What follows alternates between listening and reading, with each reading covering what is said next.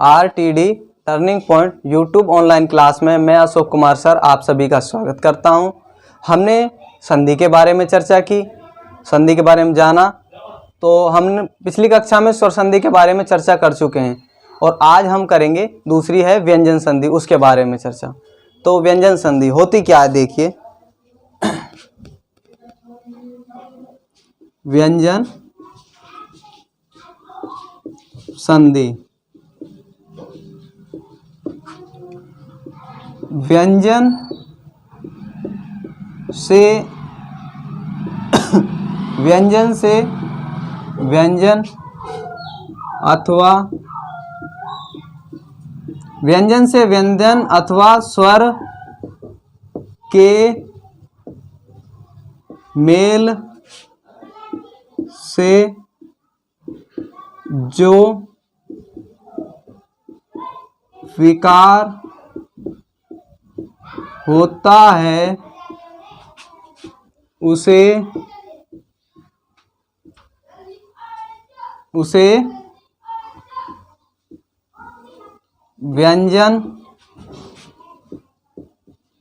संधि कहते हैं। यानी कि व्यंजन से व्यंजन अथवा स्वर के मेल से जो विकार होता है उसे व्यंजन संधि कहते हैं। तो व्यंजन संधि करने के, जिस तरह हमने स्वर संधि के बारे में उनके भेद पढ़े, तो इसी तरह व्यंजन संधि में नियम है। देखिए व्यंजन संधि करने के नियम है। तो पहला नियम, यदि वर्ग का यानी वर्ग कौन से हैं? क, च, ट, त, प, यानी वर्ग का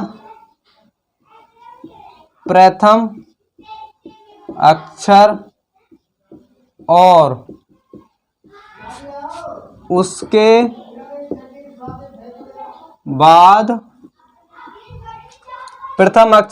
उसके बाद कोई स्वर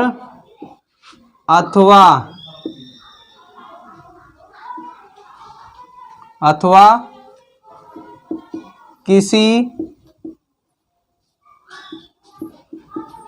किसी वर्ग का तीसरा या चौथा वर्ण। तीसरा और चौथा वर्ण कौन सा होगा? देखिए यदि वर्ग का यानी क, च, ट, त और प वर्ग का प्रथम अक्षर और उसके बाद कोई स्वर अथवा किसी वर्ग का तीसरा या चौथा वर्ण, यानी ग, यदि इन जो ये वर्ग हैं इनके शब्दों के बाद में यानी प्रथम अक्षर के बाद में ये जो वर्ग हैं इनका तीसरा या चौथा वर्ण कोई सा भी मिले, यानी कि जो हैं वो ये हैं जेट, डे और ढे और दे और धे, ते, थे, दे, धे और भे और मैं, यानी ये तीसरा और चौथा वर्ण ये हो गए। आए या ये रे ले वे, आए तो उसी वर्ग का तीसरा अक्षर हो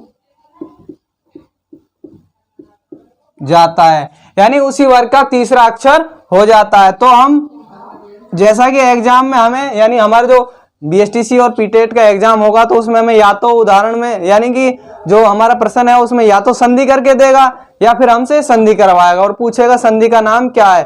तो उसी तरीके से हम अब अगला उदाहरण देखते हैं किस तरीके से करवाएगा। देखिए जैसे कि आपको दे दिया एक शब्द सत प्लस आचरण,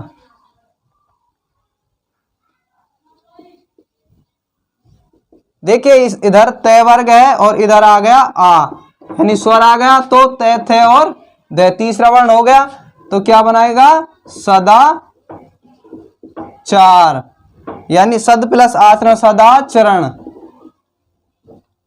सॉरी सदाचरण शब्द बनेगा आचरण, सत प्लस आचरण यानी सदाचरण। अगला जैसे सत प्लस चित, सत प्लस चित, सत प्लस चित का आ गया, और इधर है चय, तय वर्ग और चय वर्ग। तो देखिए दिक, चालू करते हैं ना, अगला शब्द होगा दिक प्लस गज, यानी कि अगला शब्द लेंगे दिक प्लस गज। तो इधर है कै वर्ग और इधर है गे, तो क्या बन गया गे, तो बन गया दिग्गज, नया शब्द हमारा बन गया दिग्गज। इसी तरह सट प्लस भुज, टे वर्ग है, इधर भय, तीसरा अक्षर हो गया पे वर्ग का, तो बन गया टे ठे और डे, यानी षड भुज, यानी कि नया शब्द क्या बन गया षड भुज, सट प्लस भुज का षड भुज।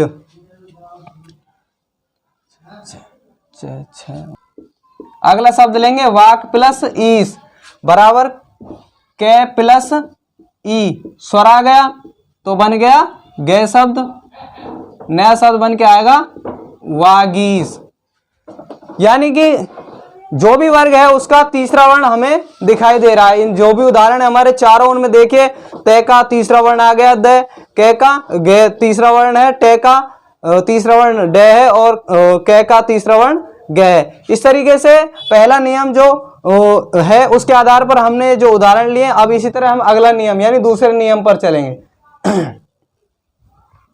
ते और दे के बाद तो अब हम अगले दूसरे नियम पर चलते हैं, जो हमारा दूसरा नियम है।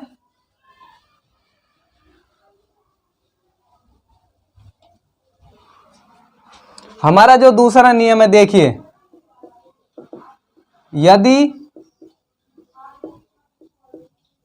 तय और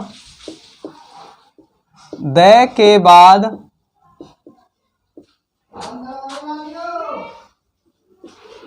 चे या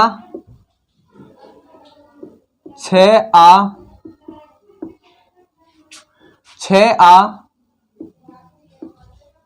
जाए तो तय और दय का चय हो जाता है, यानी तय और दय के बाद में चे या छे आए तो तय और दय का चय हो जाता है। देखिए जैसे कि पहला उदाहरण देखते हैं हम, सत प्लस चित, इधर तय है इधर है चय, तय और चय का क्या होगा, तय और चय का यानी तय और दय के बाद में चय या छे आए तो चय बन जाएगा चय, तो नया शब्द बनेगा सचित।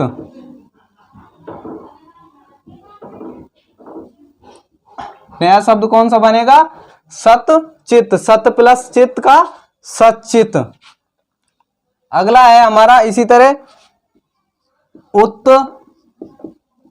प्लस छिन्न, तय है प्लस छ, तो च बन गया यानी उच्च छिन्न, यानी कह रहा है नियम जैसे तय और दय के बाद में च या छे आ जाए तो तय और दय का चय हो जाता है। उसी तरह सत प्लस छात्र, तय प्लस छ च सत छात्र।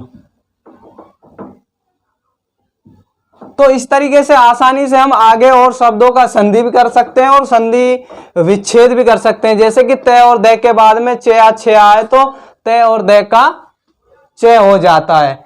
तो इसी तरह अब हम, ये हुआ हमारा दूसरा नियम। अब हम अगले नियम पर चलते हैं, तीसरा नियम। यदि तय और दे के बाद, यदि तय और दे के बाद में, यहां तो आया च और छ, इसमें आएगा ज और झ। यदि तय और दे के बाद में ज और झ आ जाए तो तय और दे का, तय और दे का ज हो जाता है। यानी तय और दे के बाद में ज या झ आए तो तय और दे का ज हो जाता है। यानी कि तय और दे के बाद में ज या झ आए तो तय और दे का ज हो जाता है। तो इसी तरह हम अगला उदाहरण इसमें देखते हैं। जैसे कि सत प्लस जन, देखिए इधर तय है, इधर आ गया ज, तो च और ज हो गया, तो इसका नया शब्द क्या बनेगा? ज। तय और, यानी ज और ज के बाद में आए, तय के बाद में ज ज आए, तय आ गया, इधर ज आ गया, तो क्या बनेगा? ज। तो बराबर सत प्लस जन का हो गया सज्जन। ज बन गया ना हमारा तय का, तो ये बन गया सज्जन। भाई तय का ज बनाया तो सज्जन हो गया। उसी तरह उत प्लस ज्वाला, उत प्लस ज्वाला, तय है प्लस है ज, बराबर ज बन गया उज्ज्वला।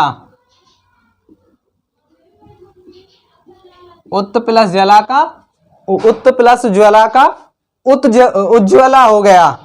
उसी तरह देखिए नया शब्द विपद प्लस जाल, देखिए विपद प्लस जाल, द है इधर है ज, तय और यहां कहा है कि तय और दे के बाद में ज या झ आए तो तय और दे का ज होगा, तो ज बन गया। विपद प्लस जाल, विप जाल, विपद प्लस जाल का हो गया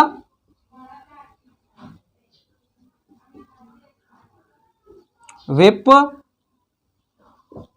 जाल, यानी कि ज बन गया। तो जो हमारा तीसरा नियम था उसमें ये कहा गया कि तय और दे के बाद में ज या झ आए तो उसका क्या है? तय और दे का ज बन जाता है, यानी ज हो जाता है। इसी तरह हम अब तीन नियम हम कर ही चुके हैं। इसी तरह हम अब अपने चौथे नियम पर चलते हैं। च और छ के बाद में ट और ठ आए,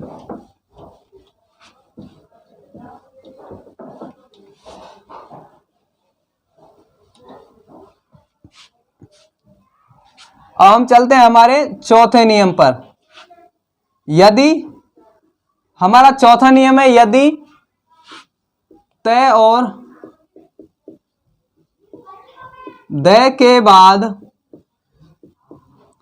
यदि तय और दे के बाद टे या ठे आ जाए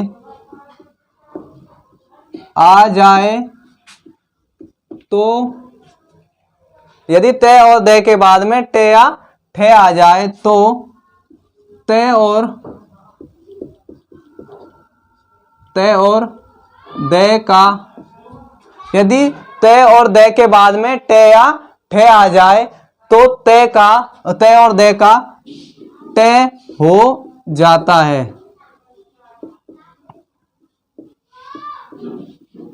यानी कि तय हो जाता है। जैसे कि उदाहरण में देखते हैं हम, तत्व प्लस टीका।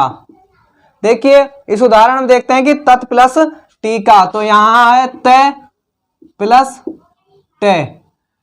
भाई तय और दे के बाद में तय या ठे आए तो तय हो जाता है। तो उसी नियम के आधार पर चल रहे हैं, तो इसका हो गया तय का तय, तट टीका, तय और तय का तय बन गया, तो तट टीका। उसी तरह अगले उदाहरण पर चलते हैं, जो हमारा होगा व्रत प्लस टीका। यहां पर भी तय है और इधर आ गया तय, तो तय और तय का तय हो गया, तो यहां आ गया व्रत टीका, व्रत टीका। जो हमारा चौथा नियम था, ये कह रहा था कि तय और दय वर्ग के बाद या तय और दय के बाद में तय या ठे आए तो तय और दय का तय हो जाता है। तो उसी तरह हमने नियम लिया, तट प्लस टीका, तय और तय हो गया, तो उसका क्या बन गया, तय तो तट टीका। उसी तरह व्रत प्लस टीका, तय का तय बन गया, तो क्या बन गया, व्रत टीका। इसी तरह हम पांचवें नियम पर चलते हैं। यदि तय और दय के बाद, यहां तो तय ठे बताया, यहां बता रहे हैं डय और ढय। यदि डय और ढय आए तो तय और दय का, यदि डय और ढय आए तो तय और दय का डय हो जाता है। यानी इस नियम में कह रहे हैं कि तय और दय के बाद में डय या ढय आए तो, या इनको बड़ा करके लिख देता हूं मैं, डय या ढय आए तो तय और दय का डय हो जाता है। यहां पर तय करवाया था, यहां पर डय करवा रहा है। उत प्लस डयन, तय है, इधर आ गया डय, तो क्या बन गया, डय, उड्डयन।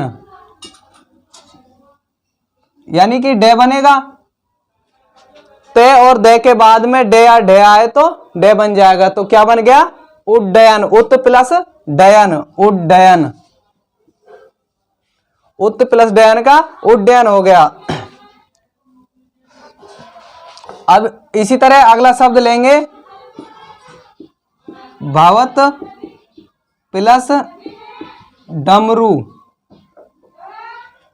भवत प्लस डमरू, तय है और इधर है डय, तो क्या बन गया, डय, भवत प्लस डमरू, भव डमरू। तो इसमें यह बताया गया कि तय और दय के बाद में डय या ढय आए तो उसका डय हो जाता है। तो इस तरह हम आसानी से उन उदाहरणों के माध्यम से आसानी से इस नियम के बारे में भी समझ सकते हैं, क्योंकि इसमें हम पे टय और ठे का टय करवाया था और इधर डय और ढय का डय करवा लिया। तो इसी तरह हम अब अपने अगले नियम पर चलते हैं, जो कि अपना छठा नियम है। ठीक है, हम अगले नियम पर हमारे पे चलते हैं। अगला नियम है हमारा छठा, यदि तय और दय के बाद, यदि तय और दय के बाद, यदि तय और दय के बाद में ले आए तो तय और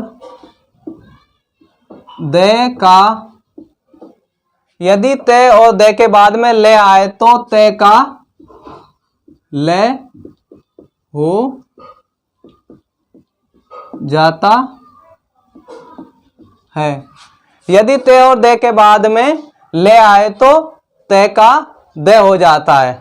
तो देखिए उदाहरण लेते हैं हम। तत् प्लस लीन, तय वर्ग आ गया, इधर आ गया ले, तो क्या बन गया ले। तो नया शब्द तल्लीन, तत् प्लस लीन का हो गया तल्लीन। तत् प्लस लीन का क्या हो गया तल्लीन।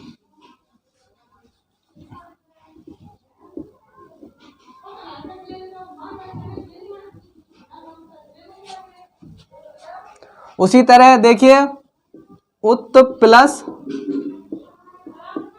लास, तय है और इधर है ले, तो क्या बन गया ले। उल्लास, उत प्लस लास का हो गया उल्लास, यानी कि खुशी। विद्युत प्लस लेखा, तय है इधर है ले, तो क्या बन गया ले।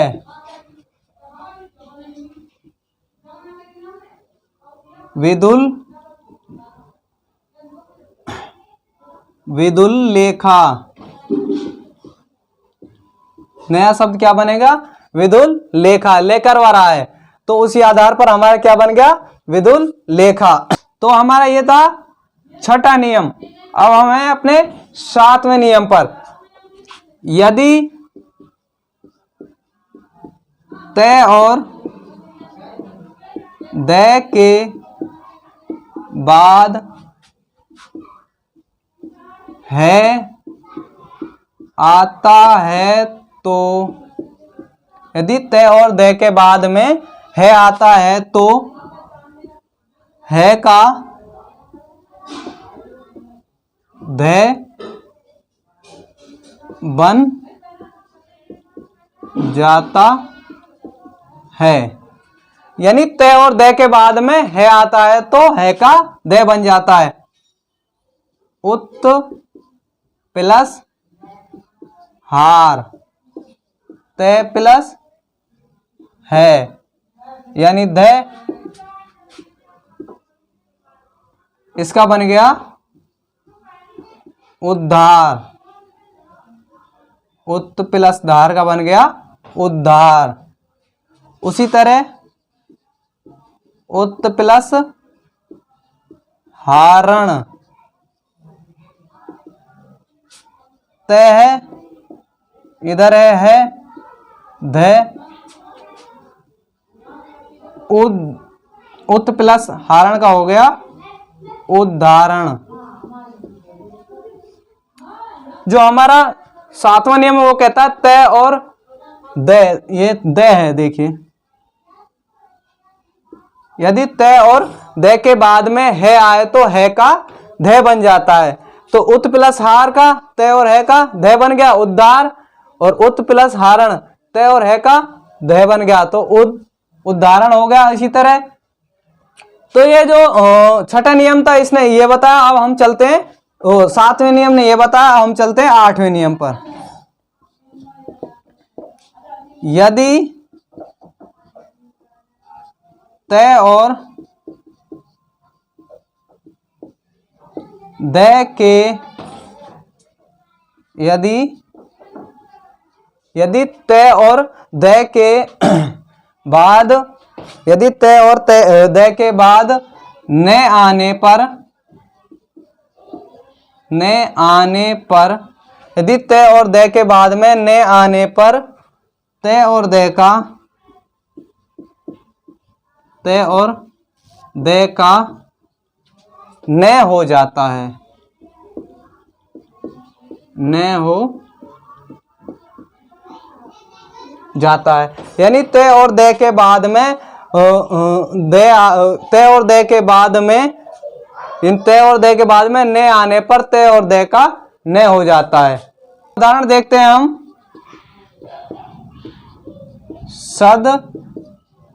सद प्लस नंद, ते है और ने, तो ते और ने का क्या बन गया? ने। तो क्या बन गया? सन्नद। ते और दे का सन्नद बन गया।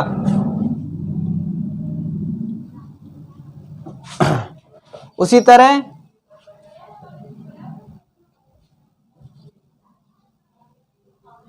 तत्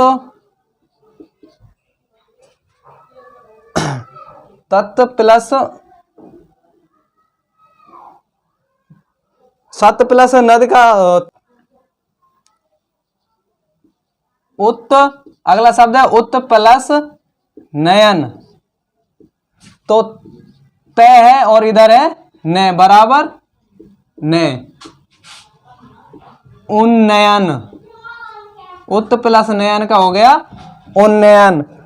इसी तरह हमारा अगला शब्द है जगत प्लस नाथ, जगत प्लस नाथ, ते प्लस ने, बराबर ने, जगन नाथ। तो जो हमने ये चर्चाएं की हैं व्यंजन संधि के जो नियम हैं उनके बारे में, तो जो हैं सभी समस्त नियम हमने करा दिए गए हैं, और इन्हीं आधारों पर जो संधि विच्छेद या संधि एग्जाम में संधि विच्छेद करना या संधि का नाम या संधि करना ये बताते हैं। तो आप इन नियमों को अगर सही ढंग से अच्छी तरीके से पढ़ोगे, देखोगे, तो आप, मैं ये कहता हूं कि आप उस एग्जाम है उसमें आप कभी भी मात नहीं खाओगे, आप अपने क्वेश्चन को आसानी से सोल्व कर लोगे। तो इसीलिए मैं आपसे ये कहता हूं कि आप ज़्यादा से ज़्यादा वीडियो को देखें, शेयर करें, लाइक करें और सब्सक्राइब करें और अपने दोस्तों को करें। धन्यवाद।